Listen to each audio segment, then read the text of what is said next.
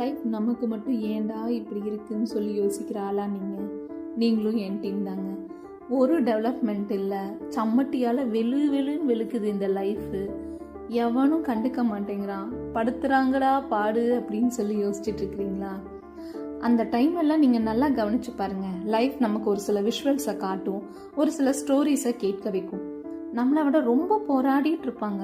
அந்த போராட்டங்கள் நம்மளால பேர் பண்ண கூட முடியாது. அப்படி இருக்கிறவங்க கிட்ட ஒரு குட்டி ஸ்மைல் தெரியும், நான் இதுல இருந்து வெளியே வந்து ஜெயிச்சிருவேண்டான்னு. அவங்க டோன்ல ஒரு மோட்டிவேஷனல் இருக்கும். அப்படியே நம்மளை அது வந்து புரட்டி போடும்.